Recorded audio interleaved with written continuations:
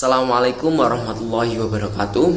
Perkenalkan, nama saya Ahmad Yudi Guntoro, NPM 1901011009. Saya dari jurusan Pendidikan Agama Islam, Institut Agama Islam Negeri Metro. Nah, video ini saya buat untuk memenuhi tugas ujian tengah semester mata kuliah Al-Quran Hadis dan pembelajarannya. Oke, tidak perlu lama-lama lagi. Selamat menyaksikan. Yang pertama yaitu bagaimana konsep Merdeka Belajar dan Pendidikan 4.0. Konsep Merdeka Belajar sangatlah berbeda dengan kurikulum yang pernah ada dan digunakan oleh pendidikan formal di Indonesia. Konsep pendidikan baru ini sangat memperhitungkan kemampuan dan keunikan kognitif individu para siswa. Komponen Merdeka Belajar tidak terbilang simpel dan tidak memberatkan para murid, termasuk juga tidak membebani para guru. Melalui berbagai program agar guru mampu memberikan pemahaman kepada siswa untuk mulai berpikir kritis. Nah, secara garis besarnya, konsep Merdeka Belajar itu adalah yang pertama yaitu asesmen kompetensi minimum. Pada konsep pendidikan baru, siswa diharapkan mampu menunjukkan kemampuan minimum dalam hal literasi dan numerik. Nah, hal ini difokuskan bagaimana siswa mampu berpikir secara kritis menggunakan kemampuan kognitifnya. Yang kedua yaitu literasi. Dalam bidang literasi, konsep asesmen kompetensi, siswa diharapkan bisa berpikir logis untuk mengabstraksi maksud dan tujuan dari materi. Yang ketiga, numerik. Begitu juga dalam hal numerik ataupun pada pelajaran sains seperti fisika, kimia, khususnya matematika, siswa tidak boleh hanya menghafal formula atau rumus, tetapi juga menemukan konsep dasarnya sehingga mereka bisa menerapkannya untuk penyelesaian masalah yang lebih luas. Yang keempat yaitu survei karakter. Pada konsep survei karakter, pemerintah akan menilai secara menyeluruh terkait kualitas pendidikan di sekolah, bukan hanya tentang hasil belajar, tetapi juga ekosistem dan infrastruktur pendidikan yang tersedia. Yang kelima, yaitu perluasan penilaian hasil belajar. Satu hal paling menarik dalam konsep Merdeka Belajar adalah adanya perluasan penilaian hasil belajar siswa yang tadinya hanya dari nilai ujian nasional menjadi penugasan dan portofolio. Kedepannya siswa akan diberikan ruang untuk bisa mengembangkan diri mereka sesuai minat dan bakatnya. Dengan cara ini, stigma siswa pintar dan bodoh diharapkan bisa segera dihilangkan. Sebab manusia memiliki bakat alami yang berbeda-beda dan tidak bisa ditentukan dengan tes formal. Yang keenam, pemerataan kualitas pendidikan. Nah, Merdeka Belajar juga dapat diartikan keadilan terhadap akses pendidikan yang setara bagi seluruh siswa di Indonesia.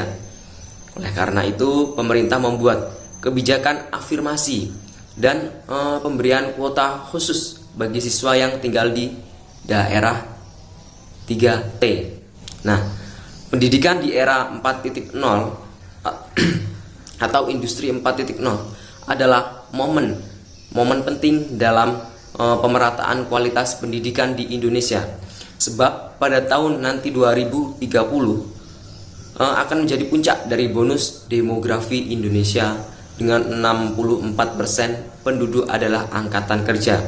Kesiapan sumber daya manusia atau SDM di Indonesia akan sangat menentukan keberhasilan kita dalam menghadapi persaingan di industri 4.0, khususnya di daerah terpencil yang masih memiliki tingkat kelahiran yang sangat tinggi.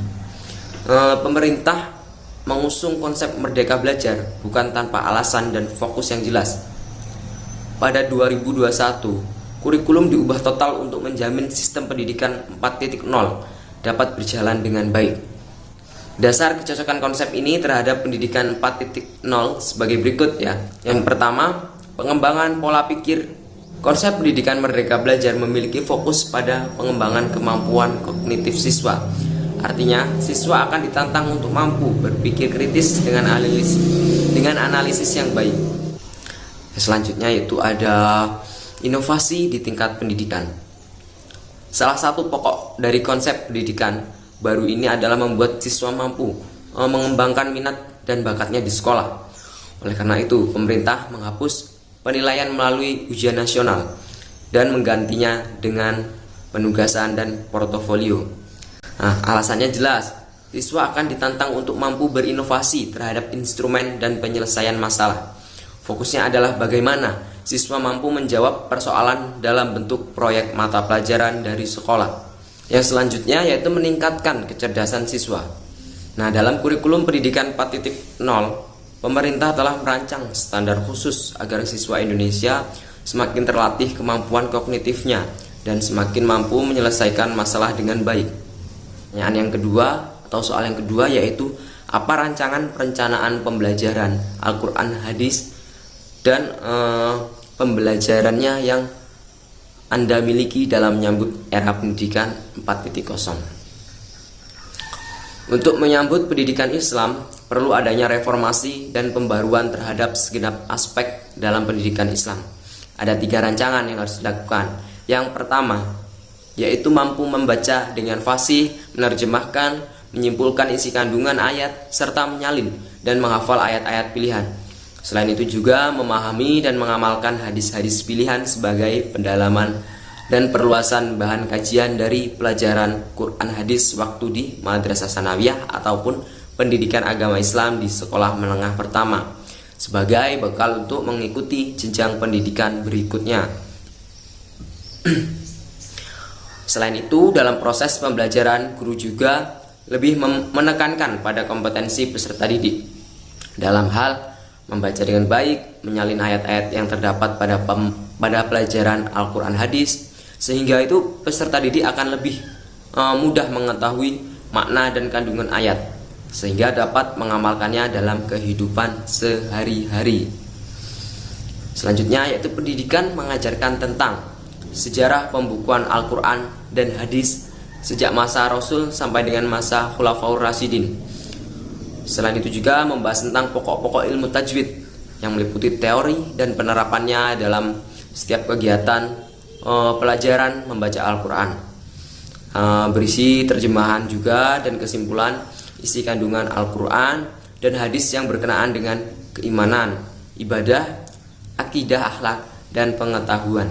Pertanyaan yang ketiga yaitu bagaimana strategi pembelajaran Al-Quran hadis dan pembelajarannya dalam menghadapi tantangan era pendidikan 4.0. Dalam merancang dan merumuskan strategi dan metode pembelajaran di era digital sekarang ini, ada beberapa hal harus diperhatikan oleh pendidik. Kaitannya dengan implementasi strategi pembelajaran yang bersifat integratif dalam pembelajaran PAI yang dirancang pertama yaitu isi materi dan tujuan akan dicapai atau kompetensi dasar dan indikator yang akan dicapai, misalnya tentang makanan dan minuman haram dalam Islam pada sub pembahasan minuman haram ataupun miras. Strategi yang dirancang adalah tidak berhenti pada tahap normatif saja, akan tetapi lebih jauh mengeksplor bahwa kandungan apa yang terkandung dalam miras sehingga bisa menjadi haram. Maka untuk memahamkan kepada peserta didik tentang kandungan miras tersebut, peserta didik dibawa ke laboratorium untuk belajar. Tentunya pembelajaran ini pendidik PAI harus kerjasama membentuk tim teaching dengan pendidikan kimia. Oleh karena itu, yang bisa mempraktekkan dan menjelaskan unsur-unsur yang terkandung dalam miras tersebut adalah pendidikan atau pendidik kimia. Begitupun misalnya kalau belajar tentang keharaman daging babi dan darah, maka bisa dengan strategi dan metode seperti yang saya jelaskan tadi. Yang kedua, membentuk tim teaching. Dalam membentuk tim teaching ini harus dirancang jauh sebelum proses pembelajaran, karena banyak hal yang harus disiapkan, terutama waktu pendidik yang kita ajak kerjasama dari bidang studi yang lain sesuai dengan konteks materi yang akan dipelajari. Kemudian persediaan bahan dan jadwal penggunaan laboratorium perlu dikoordinasikan dengan pengelola atau pengurus laboratorium. Pertanyaan yang keempat yaitu bagaimana mengembangkan media pembelajaran Al-Quran hadis dan pembelajarannya yang sesuai dengan era pendidikan 4.0. Secara umum, manfaat media pembelajaran yang akan digunakan sebagai media utama pembelajaran Al-Quran hadis dapat dikatakan untuk memperlancar interaksi antara guru dengan siswa, sehingga kegiatan pembelajaran lebih efektif dan efisien, baik dari segi teoritis maupun praktikum yang pada akhirnya teraplikasi dalam tindakan. Ada beberapa jenis media pembelajaran yang biasa digunakan dalam proses pengajaran Al-Quran hadis. Yang pertama, media grafis. Media grafis termasuk media visual. Media grafis berfungsi menyalurkan pesan dari sumber ke penerima pesan. Saluran yang akan dipakai menyangkut indera penglihatan. Pesan yang akan disampaikan itu dituangkan ke dalam simbol-simbol komunikasi visual. Yang kedua yaitu teks. Media ini membantu pembelajaran fokus pada materi yang disiswai karena pembelajar cukup mendengarkan tanpa melakukan aktivitas lain yang menuntut konsentrasi, serta sangat cocok bila digunakan sebagai media untuk memberikan motivasi. Yang keempat, grafik. Media grafik mampu menunjukkan objek dengan ideal, menjelaskan konsep yang sulit, menjelaskan konsep yang abstrak menjadi konkret, menunjukkan dengan jelas suatu langkah prosedural. Yang kelima yaitu media animasi. Media animasi ini mampu menunjukkan suatu proses abstrak di mana pengguna ingin melihat pengaruh perubahan suatu variabel terhadap proses tersebut. Yang selanjutnya ada media video. Dengan media video mungkin saja kehilangan detail dalam pemaparan materi karena siswa harus mampu mengingat detail dari skin. Umumnya pengguna menganggap belajar melalui video lebih mudah dibandingkan melalui teks, sehingga pengguna kurang terdorong untuk lebih aktif di dalam berinteraksi dengan materi. Soal yang terakhir yaitu, apa pendapat Anda yang tentunya didukung dari berbagai teori yang kuat terkait evaluasi pembelajaran Al-Quran hadis dan pembelajarannya dalam suasana yang berdampingan dengan wabah COVID-19.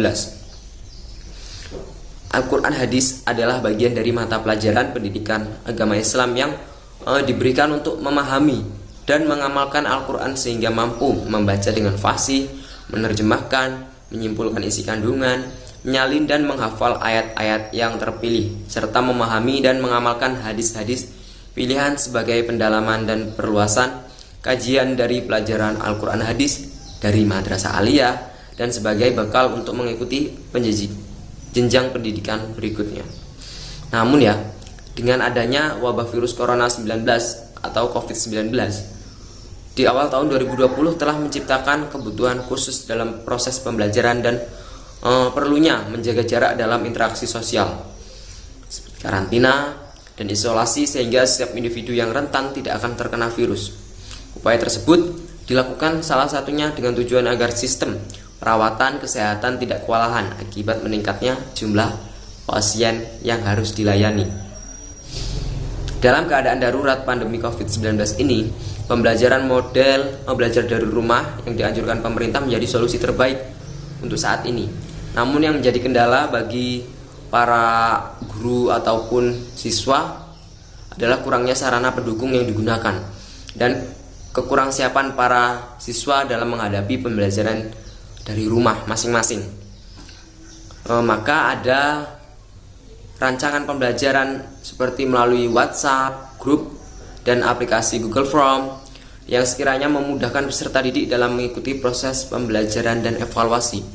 Namun masih ada saja kendala yang diterima yang dikarenakan ada beberapa peserta didik yang tidak memiliki HP Android dan pulsa data untuk mengakses internet. Jadi seorang guru harus berefleksi bahwa seorang guru yang memiliki jiwa pendidik akan selalu berusaha melakukan yang terbaik untuk para peserta didiknya. Mengajar dan mendidik di mana saja, lewat apapun, harus diberikan yang terbaik sehingga para peserta didik merasa tidak terbebani dalam mengikuti proses pembelajaran. Terima kasih. Sekian yang dapat saya sampaikan. Atas kekurangan dan kesalahan yang saya lakukan, saya mohon maaf yang sebesar-besarnya, dan kepada Allah saya mohon ampun. Saya akhiri, wassalamualaikum warahmatullahi wabarakatuh.